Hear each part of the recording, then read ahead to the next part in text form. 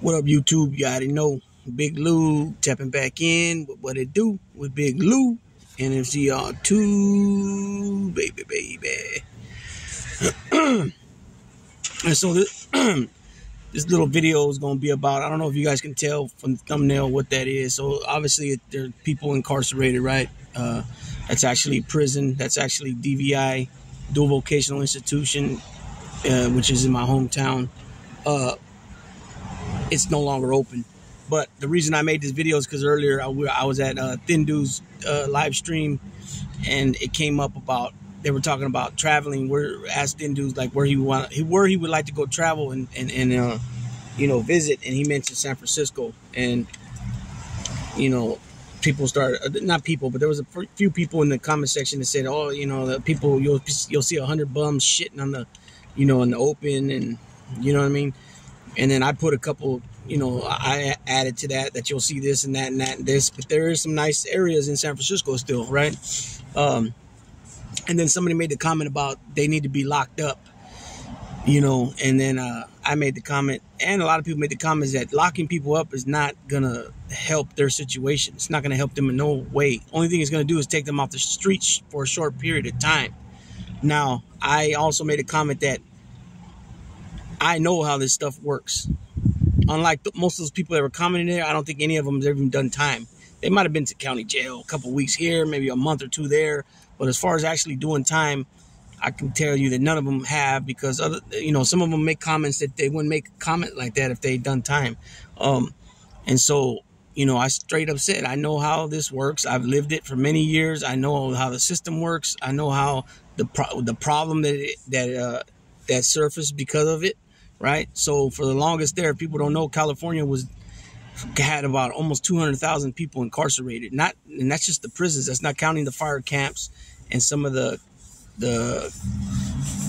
CCFs, right? Which is basically, they'll have like a lieutenant from the California Department of Corrections, but all the other officers that work there are all like rent-a-cops, pretty much, right? That's what you call them, rent-a-cops. They're more just like turnkey type people. They're not really. They're not from the Department of Corrections, California Department of Corrections. So all those CCFs, they don't count those people, and they don't count all the fire camps. So that's a lot of thousands of more people. And so at that time, it was about 178,000 inmates in California. At that time, it was ordered by Judge Thelton Henderson. He was part of a 3-judge panel, and they told Schwarzenegger to start releasing people. Schwarzenegger was in contempt all the way up until he left office, because he didn't want that to fall on his political career, which that's understandable, because not so much Schwarzenegger, because he couldn't, what more could he be? He couldn't be president because he's not born here. So most of these people that are DAs, first assistant district attorneys, and then attorneys of that county, and then maybe the attorney general of the state, and then the attorney, they just keep going up and up, usually in their political career, until they become a congressman or a senator, or even more, maybe even higher than that. So their careers are always up and up and up, and a lot of times they don't want to be the one remembered for changing this law or changing that law or letting this guy out, and then he turned around and killed another 3-4 people or whatever it might be, right? And so, they don't want to release people. They, even like what they say about Kamala Harris when she was the Attorney General of, or not the Attorney General, but the Attorney General of California. But I believe, before, I think the story goes, when she was the District Attorney of San Francisco, that there was a lot of guys that should have been released, and she half-stepped on getting them, making the court dates to get them released, because she was using them for cheap labor. That's what they say. I don't know how true that is. And then she moved on to Attorney General of California, which is pretty much the top cop of California. And so, they all have an agenda when it comes to this politics. You know what I'm saying? As far as, that's what, why do you think sometimes you think that people get off with, a slap on the wrist with, say they whatever they might have done, and they end up taking a deal for, 10 years, 12 years, 15 years, when they should have got probably struck out, is because they're getting that conviction on the record. And that's what looks good for them, to advance in their careers. You think somebody looks at it and says, "Oh my God, this guy or this lady was the assistant district attorney, and they made deals on, 8 years on this case. Are you kidding me? He should have got 20. They settled out for 3 years on this. He should have got 5. They don't do that. It's just a percentage of the conviction rate that sticks out. 85% conviction rate, 92% conviction rate. You know what I'm saying? Blah blah blah. Okay, but I'm going to run it down a little bit how this medical thing works in California Department of Corrections, and it's probably really similar elsewhere. But I'm using California Department of Correction as an example because that's where I did all my time at, and it was a big problem. That's why it was in the courts, right? I don't know what circuit it was, but since then Delton Henderson has passed away. I believe he's passed away since then, and he also was involved in a few other cases, pretty big cases when it comes to things, appeals and such. But anyway, so the way it works is you put a medical form in. I think it's 7352 or something like that. CDC form 7352, something like that. And it's basically, it's got the carbon copies. It's got a white copy, a yellow copy, a gold copy, and a pink copy, I think it is. And, you fill out the date, the time, your bed area, your housing, all that, right? Your name, your CDC number, which CDC number means your California Department of Correction number. Now they call it CDCR number, California Department of Correction Rehabilitation number. And then you fill all that out and you put what the problem is. Oh, I'm having, nonstop diarrhea or whatever. I got blood in my stool, whatever. Or just simple stuff like coughs and flus and, headaches and stuff like that. It doesn't matter what your issue, this is the way you got to go about it. So you drop you drop the medical form in the box, right? Okay. After you drop it in the box, the next day or the day after, they'll call you down to the nurse to see the nurse. Okay. Once you get over there, they do all your vitals and all that. They document that in your medical file. Right. I'm not sure if it's called your medical C file or if it's just your medical file, because your C file is actually your central file, which is everything they look at when you go to committee and all that. And so you put that paper in, and like I said, either the next morning or that night, you'll get a ducket saying, go to the medical tomorrow at this time, or it'll be the following day. And then you go down there, they take your vitals, and you see the nurse. You tell the nurse what's going on with you. If it's something just like a cold or some type of pain you're having, they'll give you some ibuprofen pills for a pain. If it's a cough, if you have like a cough or something like that, or somewhat, a head cold, they might give you something for your something right there, like the ibuprofen they just hand you, or they put in something that gets signed out really quick by the doctor for some like vitamin C pills and something like that, which you'll pick up that night in medical, or the next day they might call you to medical to go pick up carry meds, right?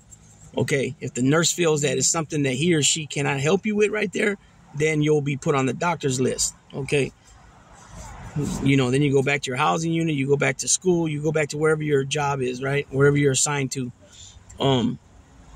And then you don't go back and see that doctor for, it could be anywhere from 2 weeks up until about a month and a half, right? Which in the meantime, by the time you see the doctor, you're not sick no more. The cold's gone. But the problem is that they're so packed with people, and this is the procedure. This is the way you have to go about putting in medical slips to get seen for things, is that they're so overwhelmed with all the extra people in there that the people that are legitimately sick with cancer and things such as that have to wait longer too in between, because of all these other people that are putting in slips for, a cold, just a common cold, or, a painful shoulder or a painful knee, or, twisted their ankle, whatever it is, right? And so that's the problem. So, when and then the thing about that too is you got to put the slip in, because if you're feeling sick, or like, too sick where you can't be sitting in the classroom if you're assigned in school, because you're constantly coughing, or maybe you're throwing up and all that, you're not going to go through all that, right? So sometimes, guys will just say F it and just lay in, or, they'll go down to the doctor, when they get called, or the nurse's line, and, plead their case that they're feeling like crap, and that either, they need a lay-in for a couple of days so they can rest, right? Or what you see too a lot of times is, to get things rolling faster, is you'll see a lot of guys going man down. And so what that means is that, you know, they act like they fell, or they're just so feeling so bad, sick, they can't, you know, they can't cope like a normal day, and it's interfering with their daily business. And so you'll call man down, right? And usually it'll be somebody else calling the man down for you. And then they'll come with the medical staff. You know, they might hit the alarm, make everybody get down on the ground because you're going man down. And then they, you know, they come check you out, and then they you know, either put you in a wheelchair, roll you to medical, or they put you on some type of gurney, and which then goes on top of like a little golf cart type deal, and they drive you there. So a lot of times you get things rolling better when you do that. I've seen it work for people. I did something back in the day that it worked. I might tell that story later. I'll tell that story later probably. But anyways, yeah, that's just a little rundown how the medical is ran here in California. And you know, now they had been releasing a lot of people. They had came up with these new laws because people were getting stretched out in prison on enhancements, and like the crime would only carry 2 years, but because they had a strike from before, and they also had priors from before, instead of them doing 2 years with half, they're doing now 6 years with 80%. And so what happened was they implemented these new laws where besides all your enhancements, you know, you would go in front of the board, basically like a parole date for, you know, the parole board, but you didn't have to go. You didn't actually go in person. What happened was your file would go up there to Sacramento, and they would go over your mitigated factors and your aggravated factors. Mitigated meaning everything you've done good, well, all certificates you might have received, after hour groups that you've been doing, things of that nature.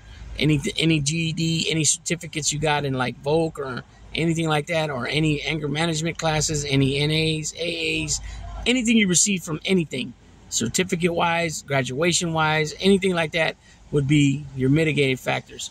And your aggravated factors would be anything you might have gotten in trouble for. Write-ups, which is a 115, CDC 115, or any 128 Gs, Bs, Cs, Ds that might be in your file. Also, any confidential has been dropped on you for whatever reason, like oh, he's seeing a free staff person, he has a relationship with a free staff lady, him and the so-and-so are getting in phones this way. Anything that's confidential will kick you right in the ass, you know what I'm saying, and keep you from getting out. So that's something new they implemented. They also implemented when you anytime you improve on a test, you get a week off. If you complete anger management, which was oh man, how long was that one? That one was a 6-week course, I think. You get 2 weeks knocked off. You finish the SAT program, 7-month program, you get 6 weeks knocked off. And you can earn up to 12 weeks per year knocked off. So, you know, they had to change a lot of things, and now the population from back then was like I said, close to 180,000, not counting fire camps and CCFs, which is probably going to be another easily 10 to 20,000 people, easy. They didn't count them. Now the population is down to about 105 to 110,000 people. And then the COVID thing too, they started releasing guys that were real short, that had, like, say they did 10 years and they had, just down to months left. And they also started releasing guys that came in on like 16 months with half, 2 years with half, and they started releasing them too. There was a couple guys I knew that got out. They basically just went to turn themselves in the county, and then they took them to the pen the next day or within the week. And then about a month later, they got to the main line they were doing their time on, and within a month they were out of there, released. So yeah, if anybody got any questions or anything about prison system in California, or anything, any questions that you think I might be able to answer, shoot them. You know what I'm saying? So with that being said, Big Lou, tapping on out.